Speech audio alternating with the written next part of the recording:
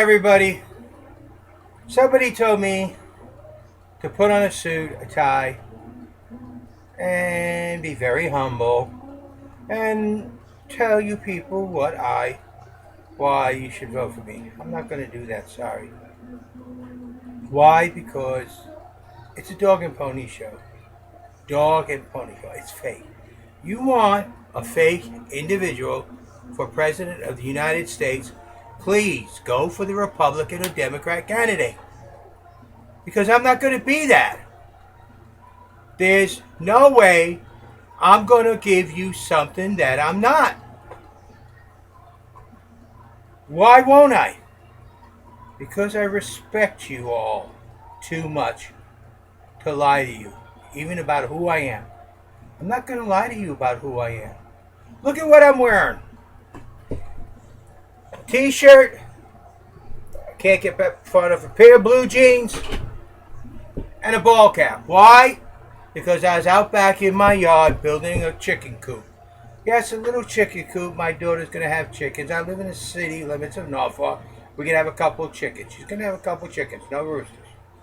So, this is what I am. A ball cap, the real thing. You see, it says the ties on it, Norfolk ties. A regular ball cap, that's what it is.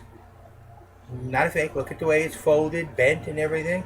Gosh, JD, you look like you come out of the real America. Well, that's what I am. And what's this video going to be about? It's going to be about what you want, not what I want. Not what I can do, what you can do. Okay? First thing is, I want you to look at this. I don't know how well you can see it, but this is a picture of the signing of the Declaration of Independence. And it's on my Heritage book, which you can get from the Heritage Foundation, which has the Declaration of Independence and the Constitution in it. Now, you know, one thing that was very important about the Declaration of Independence is the way it was written. It was written in common language so that the King of England would understand every single word. Mm-hmm. But you know something? Our Congress has no idea what it means. Our Constitution of the United States of America was written in common language so that every citizen would understand what it means. But our Congress seems to get different wording out of everything. Why? Because they're not interested in the truth. They're interested in the power struggle between the Republicans and Democrats. Power. Now, a lot of you will hear things about safety and stuff like that. Well, I'm going to tell you. I'm going to give you a little clue about safety. Okay, our forefathers said this, and it is true. Every single bit of it is true. And what they said is freedom can be traded for safety. But the more freedom you trade for the safer you are, will hit a point where you live not as a free individual, but under a tyranny of a government. And you may say, nah, that's not true. Well, what's the safest country in the world to live in? Not the United States. Believe me, there's a lot of things that go on. One of the safest countries, safest to live in, is North Korea. As long as you do what the government says, everything's taken care of for you. You are safe beyond your imagination. But you have no freedom. None whatsoever, because you live under the tyranny of the Korean government. North Korean government. So, for you people who want to trade safety, more safety for less freedom, look at where you're headed. Both political parties would gladly give you what you want. That's not JD. What is JD saying?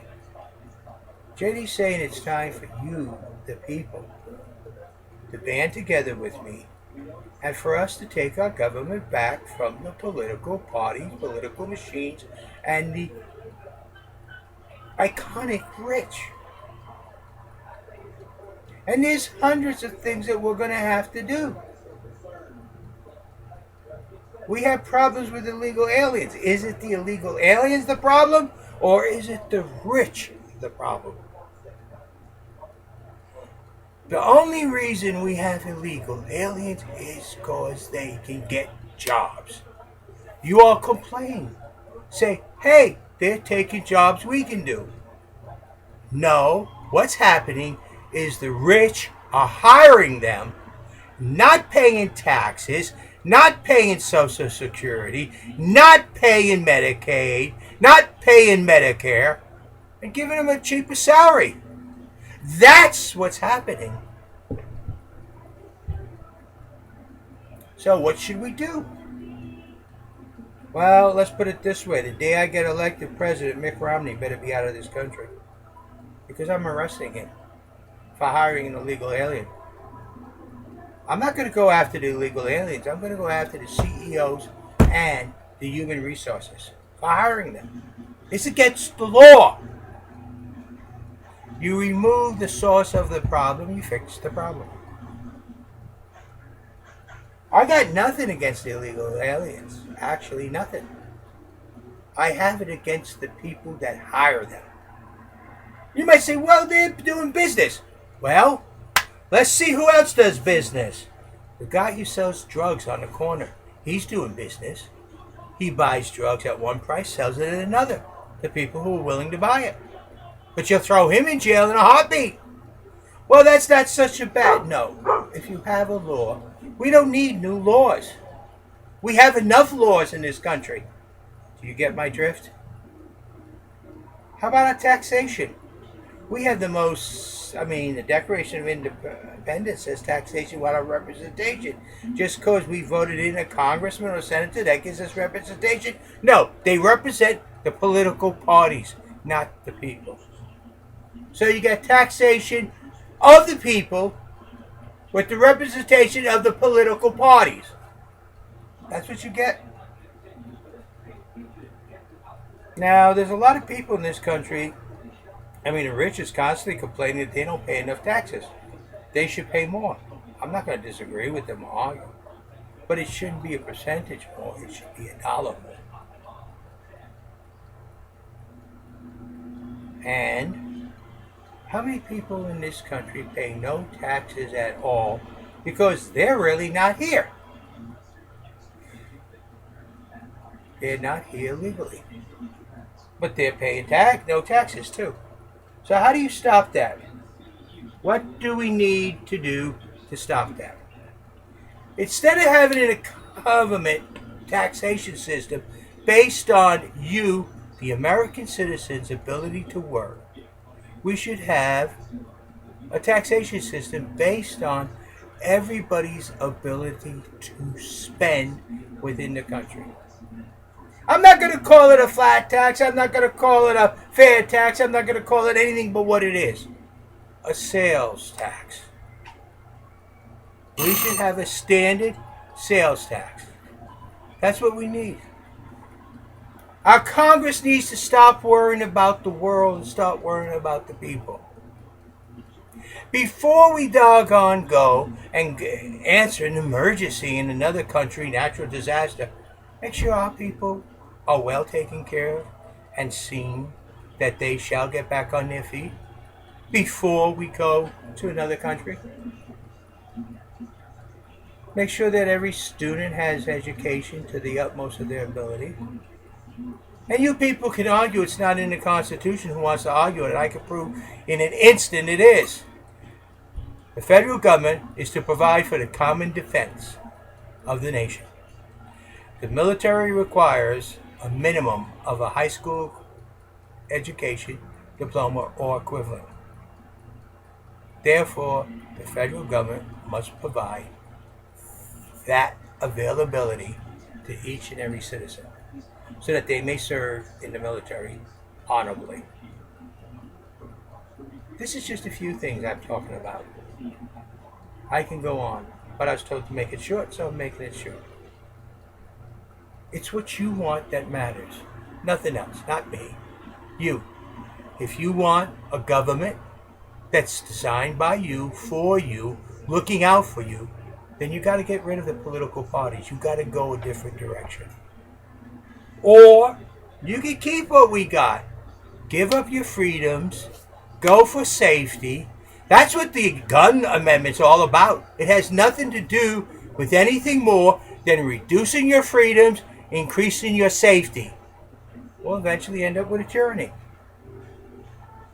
If you want a completely safe government, just think about North Korea. And believe me, Congress would love that. Full control over every single citizen. Boy, what better government can you have? For the government's power. So people, this is JD. This is what JD's about. He's not politically correct. He doesn't see things through tinted glasses. He sees things as they are. He believes the Constitution should be enforced as it is written, not the way we like it to be written. That's what Congress wants to do.